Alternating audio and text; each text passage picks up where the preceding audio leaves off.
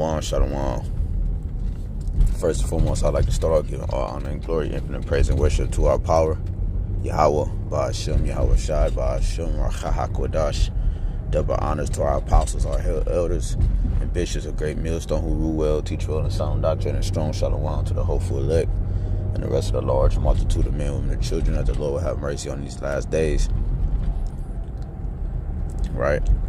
The 144,000 and the rest of the large multitude. It's your brother HAQADASH representing GMS branch here in Cleveland.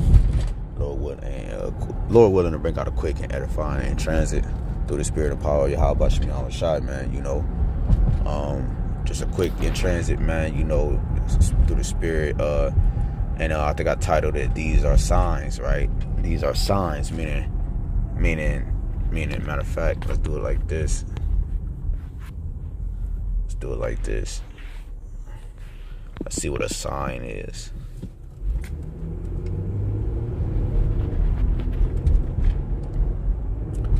Alright, it says alright,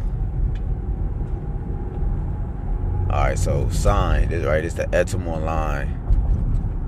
Right? It says mark. You know, like X marks the spot. A sign is an indicator. Right, it says,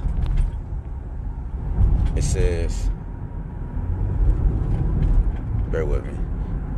Okay, it says identifying mark, symbol, proof. All right, and to come. Let me see what this word omen say.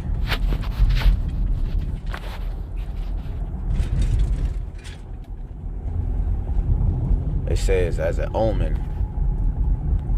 It says an event. It says an event regarded as a portent of good or evil. It says no, that's not what we want. We want the second one. It says prophetic, right? So an omen is prophetic, right? And we know the word prophecy means to say before. Pro means before. Facade means to say. So omens are prophetic. Omens are things that are seen like a foreshadow of what's to come. Yahawashi means salvation. All right, he's salvation. All right, he is salvation. All right, he is delivered. All right, he will deliver his people. Matthew 1:21. So Yahawashi's name is an omen. So meaning that it's foreshadowing of something to come. Yahawashi's coming to, his name is a foreshadowing of what his mission was and what he's coming to do, which is to save the nation of Israel. Right, mainly the elect and the 144,000, a large multitude. So that these signs are omens. So if we go back, right, a sign is an omen. All right, a prediction of what's to come. All right, or a foreshadowing of a future event. All right, it says ensign, a signal, right, like a warning. A sign also is a warning, and all these things are indications. Or that the prophets are on the scene, right? A sign is a simple indication that the prophets are on the scene, man.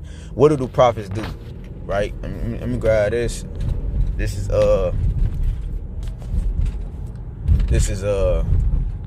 Isaiah 13, right? Isaiah 13:1. It says the burden of Babylon, which Isaiah the son of Amos did see, right? When you go into that word burden, two things come up. One thing is prophecy. Right? Because why? Prophecy is a burden, man. Unto the ones who it does not benefit. Right? And then burden also goes into a heavy load, meaning it's a thorn in Esau's side. You know, it's a heavy load upon him. Right? Right? Heavy load. It's becoming it's becoming too heavy for him to carry, and to the point it's going to crush him. And what's heavy is that stone, which is Yahawashi, is going to turn him to powder. Right?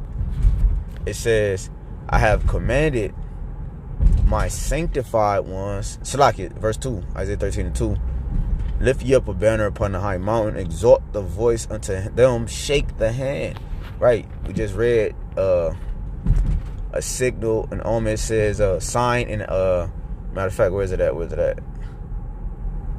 Identifying the mark. It says, here it go at the top. Gesture or motion of the hand. That's what it says, that at the top right there. You know, so That's a sign. That's a sign. A sign is just a clear indication that the prophet's on the scene, which means something is about to get ready to happen. Jeremiah 28:8. It says, lift ye up the banner upon the high mountain, right? The banner is the Bible. The mountain is against these governments, right? Mountains are looked at as governments, right? Going to the word summit, all right? It's just a government, the highest point of the government, right? Exalt the voice unto them, right? We lift our voice like a trumpet. We exalt it. Shake the hand, right? We point the finger with motion, with what I'm looking for. We point the hand, all right, of authority. You know what I'm saying? We talk with our hands. We make an emphasis with our hands. We shake the hand that they may go into the gates of the nobles, right? These high ones. So the fact that we teach is a sign. Sign of what? Sign of destruction. Sign of the end. End for who? Esau, Edom, his kingdom, his rulership, his mindset, everything that these things entails, man. Okay? So just real quick, this is a quick example. I just wanted to make sure in a quick example of, that this is a sign, man. This is over 41,000 dead in Turkey. Syria earthquake, right? It says death toll among worst in history. See? Now this is from February 7th, right? I believe it's the 16th, right? This is just one of many, right? I'm not gonna play the video, but I'm gonna let this I'm not gonna play the sound on this video if it'll come back. It says so it says the death toll is the worst among history. And the reason why I use this article, because you got other articles in the same caliber, like in terms of like saying this is the worst in history, or this hasn't happened and since this became a state, or this is the example I was trying to use, because that's the point. The point is that these are signs. The reason why it hasn't happened like this is, or it's the worst in history, is because of what it's foreshadowing.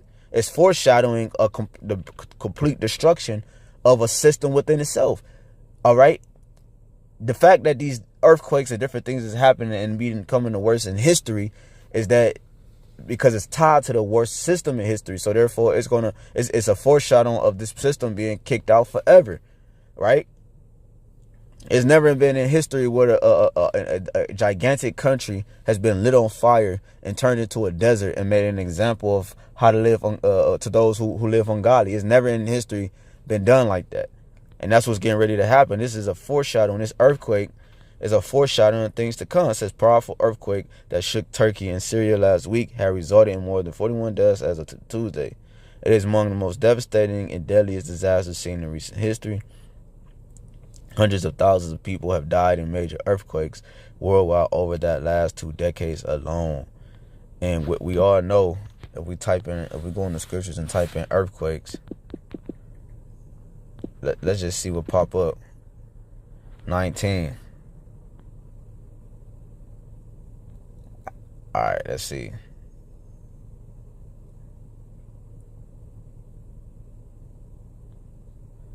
Let's grab some of these. It says Matthew 24:7, for nation shall rise against nation, and kingdom against kingdom, and there shall be famines and pestilence and earthquakes in diverse places.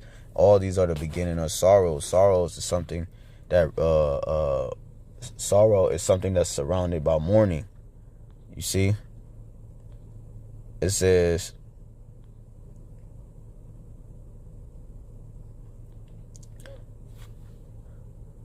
let's go. Hold on real quick. Hold on, here I come.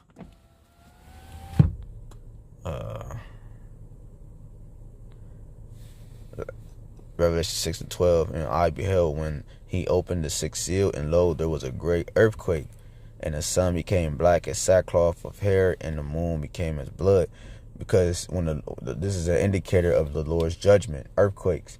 The Lord is going to bring a great earthquake. It's going to shake the whole earth to and fro like a drunkard. All right, it's going to stagger back and forth like someone who's who's drunk, have no balance because of the missiles, because of the war, the chaos, and because the entering in of YAHAWASHI. You see, because whenever you dealing with the angels, as you see here, like when they come in with authority, things move. It says, just a quick example, just using the word earthquake. Jump up to Acts 16:26, and suddenly there was a great earthquake, so that the foundations of the prisons were shaken, and immediately all the doors were open and everyone's bands were loose. Right, exactly. This is when John, was in prison. I mean, not John, but Paul. Right, slip of the tongue, slacky. It says, and matter of fact, and if you go Matthew 28:2, it says, behold, there was a great earthquake, for the angel of the Lord descended from heaven and came and rolled back the stone from the door and sat upon it. Right. So when the Lord is making an authoritative gesture, all right, things shake, things move. Just for example, like the ocean, that's an authoritative gesture. Right, when hurricanes or tornadoes, all right, storms, right, thunder and lightning, those are authoritative gestures from YAHAWASHI, right? It shakes the earth when thunder, boom, it shakes the whole shebang. Everybody feel it, right? So the fact that these earthquakes are happening are authoritative gestures from YAHAWASHI, and he's getting ready to explain himself, all right, by the means of death, all right, at a high rate, okay, great morning, okay. He's about to express himself. He's about to explain what he mean this whole time, right? Because to talk about this place being an example, like I mentioned earlier, of what not to be and how not to live. Sodom and Gomorrah, this is the modern day Sodom and Gomorrah. It's going to be made an example, a gigantic desert of what not to be, man. And that's being contrary to YAHAWASHI. Right? It says, and there was, it says, and then you can read Revelation 11, right? As another example of dealing with the angels and when things move. Revelation 16:18, and 16:18, and there was voices and thunders and lightnings, and there was a great earthquake, such as was not since men were upon the earth, so mighty an earthquake and so great, right? Drunk, rocking to and fro like a drunkard. It says in the glory. Let me jump down. 2 Ezra 9, right? Because we went into the word sign and we close out. Therefore, when there should be seen earthquakes and uproars of the people in the world, right? What is these things, right? Let me start at 1. Matter of fact, 2 Ezra 8 and 63. Behold, O Lord, now hast thou showed me the multitude of the wonders, right? These are the wonders that the world are wondering after. When is the end coming? It's not going to come in our lifetime. This is happening, that's happening, right? These are wonders. Oh, I wonder if this had to do with the Bible. Or I wonder if this is what the Christian, showed me the multitude of the wonders. And only the prophets got the answers to these different wonders. The breakdowns and the secrets and the parables and the dark sayings, which thou wilt begin to do in the last times. But at what time thou hast not showed me? He answered me then and said, measure thou the time diligently in itself, and when thou seest part of the signs past, which I have told thee before, then shalt thou understand that is the very same time. Right? So we look at the things, we filter through the scripture, we like, oh, had them old moments, like the brother Omar always go to, them old moments, like, oh, Khan, right? This links up with this. Like, okay, this is where we're at. This is about to happen next. We don't know exactly when, but this is about to happen next. For example, the MOTB, the tiny technology. We see the signs. We see the cashless society. We see the things moving to play. It was just now they're charging people for the Beetlejuice now. It's no longer backed by the government, so they're charging people for the Beetlejuice, and which is also moving in a beautiful way to transition into that tiny technology. All right. Right, forcing the people to have make a choice. They got to really choose if they so-called want to live or die, right? But they thinking they're choosing to live, but they're choosing to die. All right. The illusion of choice, as they say. This is then shalt thou understand. Right, so now we understand 2 Ezra 9:2, that is the very same time when the highest will begin to visit the world which he made. This is how he's visiting the world. Like this right here. Something that happened in history. Something that just happened. An earthquake that shook the whole country. And it was the worst in history. Which is coming to America. America the Great. 2 Corinthians 9:3. Therefore, when there should be seen earthquakes and uproars of the people in the world, then shall thou will understand that the Most High spake of those things from the days that were before thee, even from the beginning. You see? For as all that is made in the world have a beginning and an end, and the end is manifest, even so the times also of the highest have plain beginnings and wonder and powerful works and endings and effects and signs. There you have it. So Lord willing, this quick lesson was edifying. I'd like to give all honor and glory and praise and worship to YAHAWAH, BAHASHAM, YAHAWASHI, BAHASHAM, HAQADASH, and double honors again to our apostles, elders, and bishops, the great millstone, rule well and teach well and sound doctrine. And another salutation to the 144,000 and the rest of the large multitude of men, women, and children. Lord willing, is edifying. Until next time, walk over ball, Bible ball, DTA soon. Shalom.